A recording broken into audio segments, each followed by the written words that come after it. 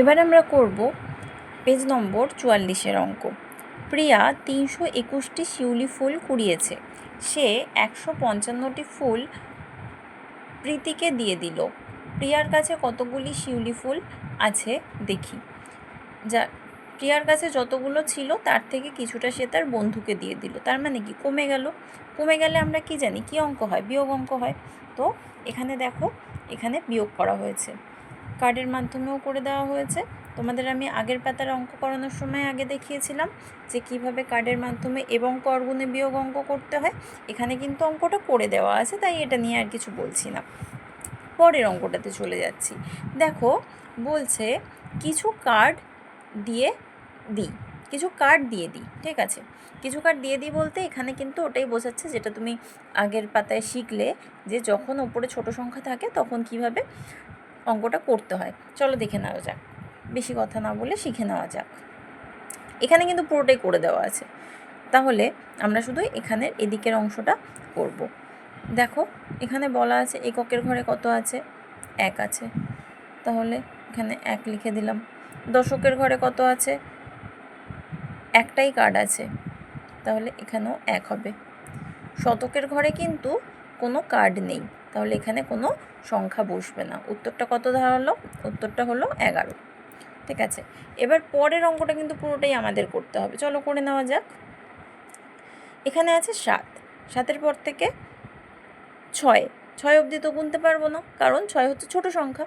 এটাকে বড় সংখ্যা করতে হবে। বিয়োগের সময় সব সময় ওপরে কি হয়? বড় সংখ্যা হয়। তাহলে চলো করে নেওয়া যাক। একে যদি বড় সংখ্যা করতে হয় তাহলে কি করতে হবে? এখান থেকে একটা 10কে ধার নিয়ে ওদিকে চলে যেতে হবে।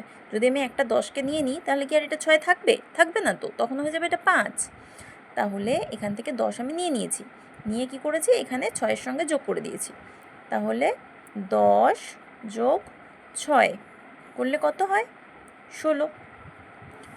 আমরা কিন্তু এখন যখন গুনবো 7-এর পর থেকে কত অবধি গুনবো?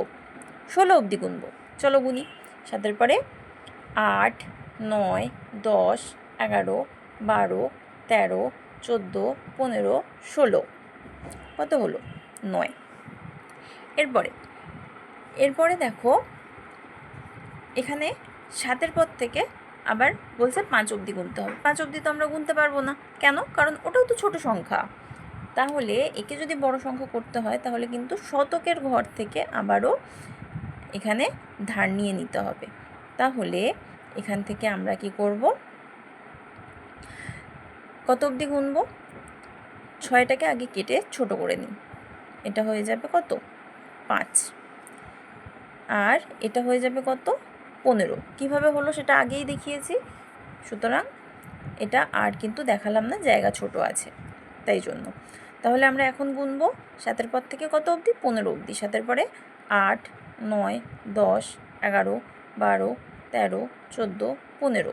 কত করে হয়েছে? 8 করে, তাই এখানে বসিয়ে দিলাম 8।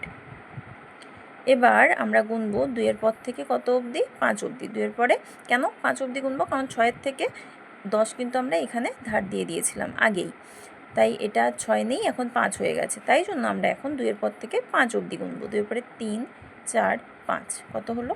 3। তাহলে আমাদের উত্তর দাঁড়ালো 3, 8, 9। চলো এবার আমরা কার্ডের সাহায্যে করে নিই। দেখো এখানে আছে 6। আগে এককের ঘরে 6টা কার্ড ড্র করব। 1, 2, 3, 4, 5, 6। নিচে আছে 7, তাহলে 7টা কার্ড ড্র করব। 1, 2, 3, 4, 5, 6, 7। এবার দেখো আমাদেরকে কিন্তু 10 ধার নিতে হয়েছিল, তাহলে এক্ষেত্রে আমরা কি করব? আমরা এখানে 10টা কার্ড ড্র করে নেব আগের থেকে।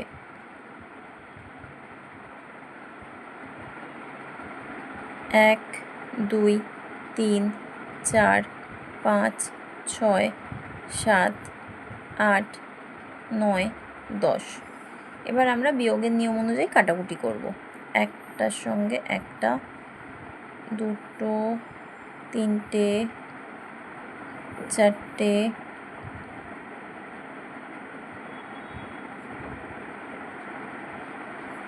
পাঁচটা, 6টা। আর এখানে আরও একটা আছে, তাহলে এই 7টারটা এখান থেকে কাটবো। তাহলে এখানে কটা পড়ে আছে গুনে দেখে নেব।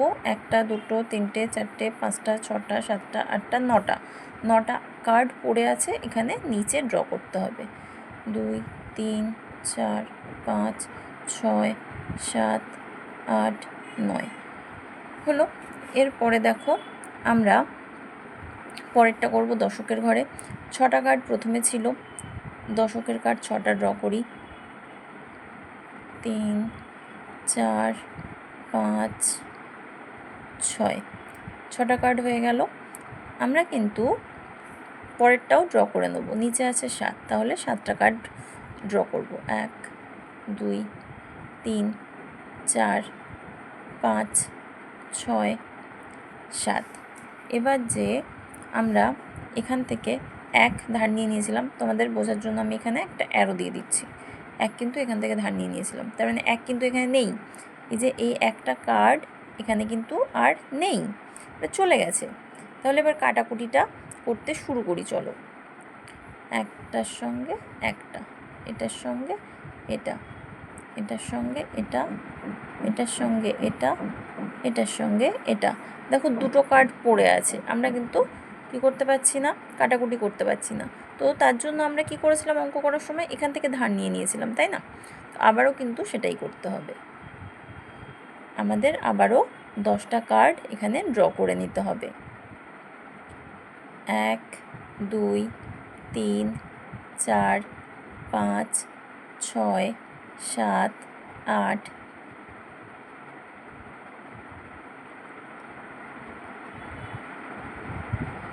10। আচ্ছা, আমরা 10টা কার্ড ড্র করে নেওয়ার পরে এবার কিন্তু কাটাকুটিটা করতে পারবো। এই দুটো কার্ডকে আমরা কাটাকুটি করে দিলাম। তাহলে পড়ে থাকলো কটা দেখে নিই।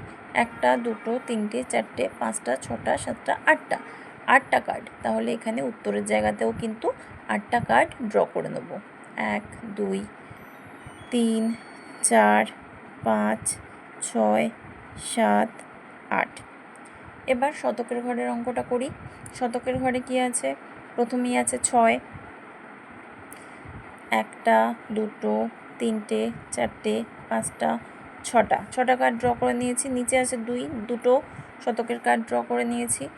এবার দেখো এখানে কিন্তু আমাদের একটা কার্ড, মানে এই কার্ডটা নেই। কেন? কারণ এটা আগেই চলে গিয়েছিল। তাহলে আমরা যখন কাটাকুটি করব এটাকে কিন্তু কাটাকুটি করতে পারবো না, ঠিক আছে? ওটা কিন্তু আর নেই। তাহলে এটার সঙ্গে এটা কেটে গেল, এটার সঙ্গে এটা কেটে গেল। পড়ে থাকলো কটা? 3টে কার্ড। 1 2 3টে ড্র করে দিয়েছি। এবার দেখো তোমার এখানে উত্তর কি দাঁড়ালো, 3 শতক 8 দশক 9 একক, মানে যেটা তোমাদের করগুণে উত্তর বেরিয়েছিল 389, সেটাই কিন্তু এখানে কার্ডের মাধ্যমেও বেরোলো। তার মানে তোমার অঙ্কটা একেবারেই ঠিক আছে।